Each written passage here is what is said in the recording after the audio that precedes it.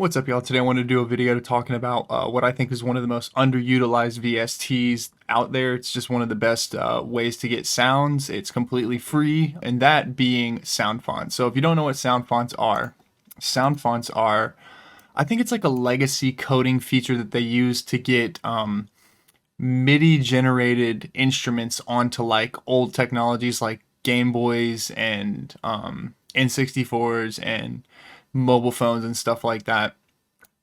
So basically what it is a little sampler, and they have everything from like tons of different kind of like melodic instruments all the way to little drum machines in some of them. And it's just a sampler instrument. It's like basically the most dulled down basic version of like a contact player or a flex library that you could get. And so before we get into why I think Soundfonts are so useful and how I personally use them, let me show you an example real quick. Everything in this project that isn't red was made with Soundfonts. All the effects down here, the drums, the basses, the different melodic instruments.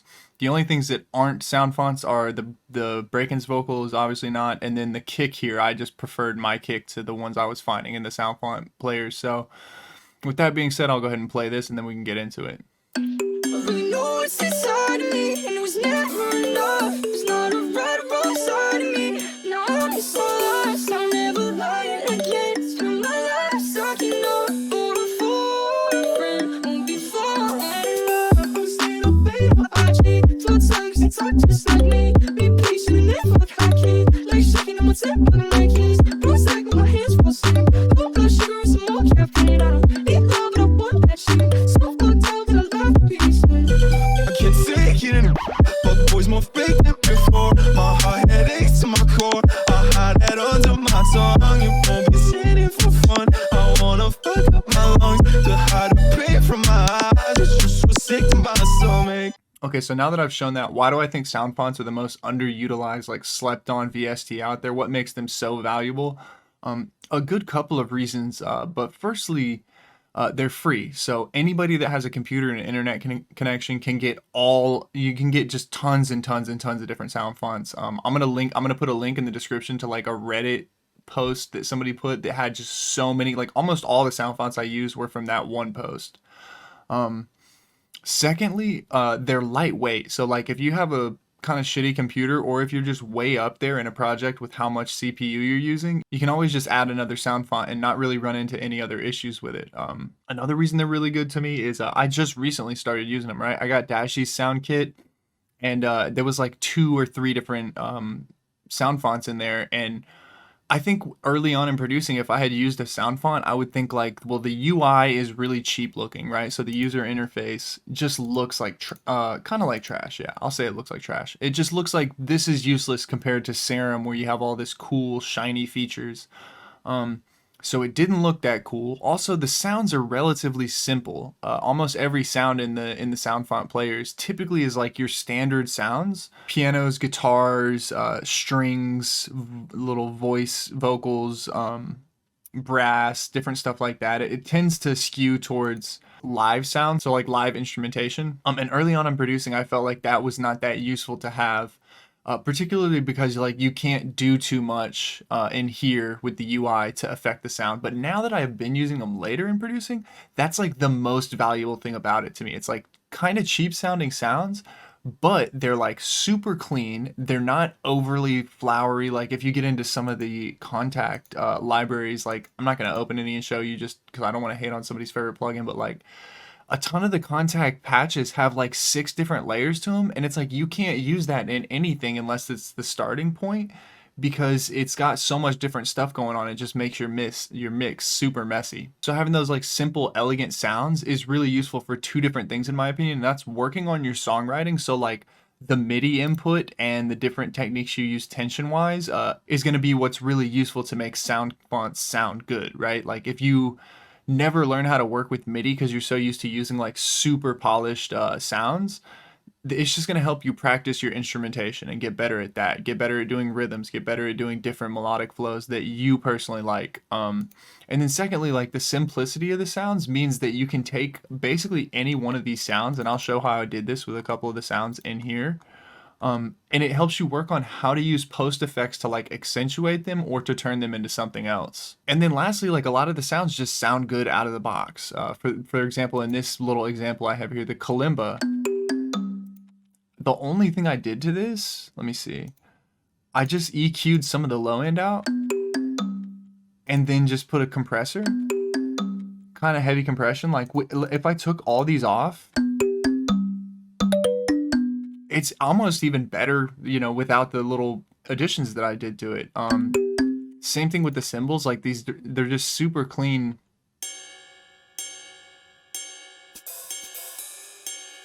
Like super clean, super, I don't know if classy is the right word. It's just, it sounds elegant to my ear. This is not like the over smushed and overproduced stuff that you'll kind of get on Splice sometimes. When you're working with more basic stuff, it gives you the freedom to be that like push that the sound needs. You don't have to have all these super heavily processed things. And then, like I was saying here, with taking sounds and turning them into something new, I have two different basses that I use in this little example here. One is this, like, I don't even know what you'd call that. It's like a kind of plunky bass, and it's got two layers. One is this perk organ. So I took an organ sound that's not too much of a heavy bass sound. Just put a pretty stiff distortion on it, like a pretty heavy distortion. And then EQ'd the high end out. And then added a second layer that's again one of these little organ sounds. And for this one I did a little bit more processing. That's the original sound. And then I just EQ'd it. Trying to pull some of the bass off. Added a chorus to it to give it some width. Send it through some wave shaping. Just to kind of warm it up and give it more presence, and then compressed it. It's probably not the best example of turning the sound into a good sound. Like, I don't think I'd use this in a finished track. I'd probably work on this some more, but just kind of like a useful little mid sub bass to use. And then here, this is, I'd say, the better example of that. I have this 808 that I made from a, what did I use to make this? So for this 808, I actually used a harp sound. And what I did was take notes and then bend them down really quickly. Right? So bend them where they're a bass note. And see, since this is like such a nice, clean, basic harp, you can almost just use it as a bass sound, but I wanted to give it that pitch bend, so I'm just using slide notes here to slide it down really quickly. And then I add processing after that. So then the processing is a chorus, an EQ, getting rid of that tickiness, tape distortion, clipping, and another EQ. And then I add on top of that this Nokia layer with the organ that I already used in the first section. And it almost gives it that like metallic-y tonal layer to the mid bass. So like I'd said before, since the Soundfonts have such simple basic sounds, you kind of have the freedom to turn them into whatever you want them to be, do as heavy effects as you want to, and you also kind of get good practice like using post effects and getting your ears used to like what good, you know, what are good tricks to do, or like what should I try and do to get a different sound out of this sound. So then lastly, now that I've talked about why I love Soundfonts and I've kind of explained that, let me just go through a sound font and just show y'all what, you know, basically it works like. So you open it up. This is a whole library, basically. Every single different one of these patches is a different sound font. You can drag it into there, or if you already have one open, you can just replace it like that. And then normally they're sorted, or at least all the ones that I have are sorted into like pianos first, then a, you know, they have like a strangely standard sorting. So they almost always start with a piano. And then they'll have like a you know, very slightly different one, you know. But if you kind of scroll through, you can get to much different stuff. So there's effects stuff in there too. That sounds like the Tony Hawk.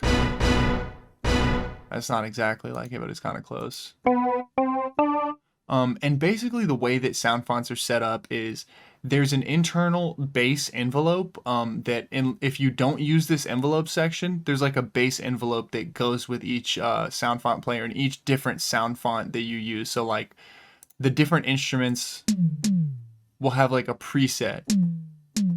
See, like this one has a little bit of decay.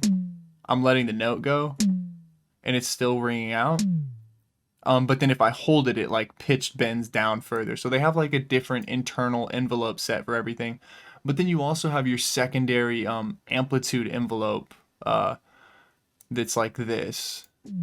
So the one issue with the sound fonts is they go way up. I think this is 5 seconds worth. And it's building and building and building and building. It's still getting louder. I think it may be a whole 5 seconds there. So it's, I think, split into milliseconds. So one of the things that I end up doing, instead of moving these knobs, I'll just type in like 45, or sorry. I'll just type in like a 45 right here if I want it to sustain. Oh, the sustain is a 1 to 100 or 1 to 128, which is the MIDI note correlation, but like decay and release and all that are set in 5,000, almost 6,000 milliseconds, which is 6 seconds. So typically if I'm like trying to add a short release to a thing, I'll just type in like 45, and it's really small there, but now, as you can see, it's not an instant delay, or it's not an instant decay. But the thing is too, is if you don't set it to at least 1, as you can see, it's like clipping the end off there. If you don't change the parameter at all here, it just uses the default, which is like a little, tail at the end. So that's how the envelope section works. I tend to use them in small increments or not at all. That's one of the great things about Soundfonts, is most of the sounds sound good out of the box, so you can just scroll through. I don't want effects though. I want to show you some sounds.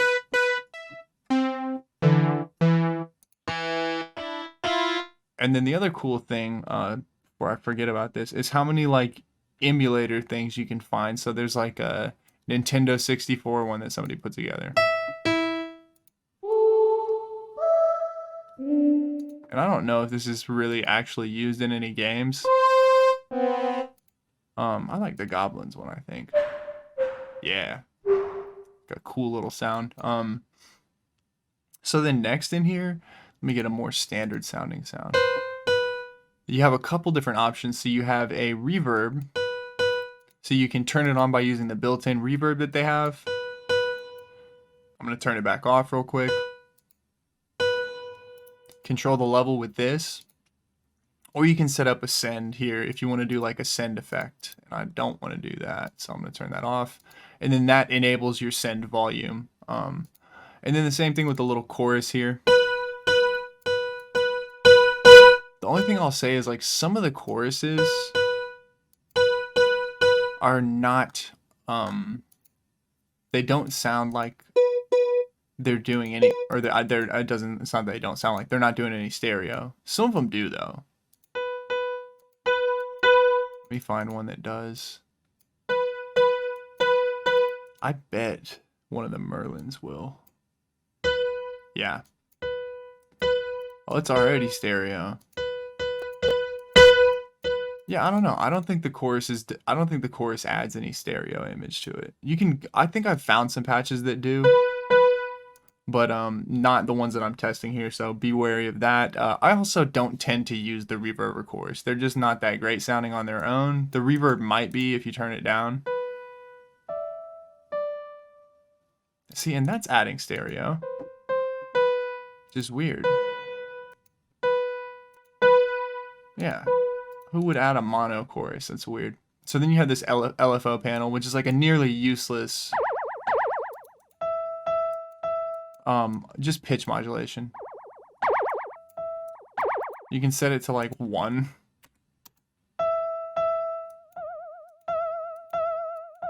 So if you like center it towards the middle there, so if you type 1 in like I did, or 0 like I did here, that's 0, and then the wobble will be small, but I tend to just leave this off, and then this of course is going to be your speed. If you're doing like chip tunes, maybe that would be useful, but I haven't ever, I don't think, used that in a track. And then you have a little cutoff here. And again, same as with the envelope 2 section, the cutoff and mod, I don't remember what the mod does.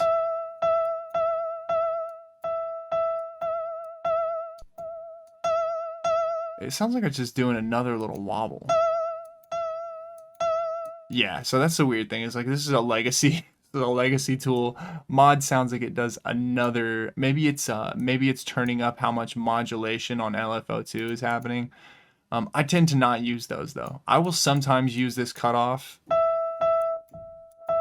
But there sometimes is an envelope to a sound that once you change this cutoff knob, it stops working like a pluckier sound. So before I close this one out, let me just go in here and real quick find, this one has a drum machine in it, so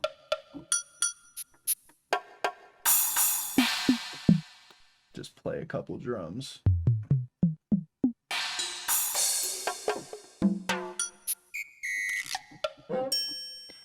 What the fuck? It's like a cat fart? I don't know what the fuck that is supposed to be.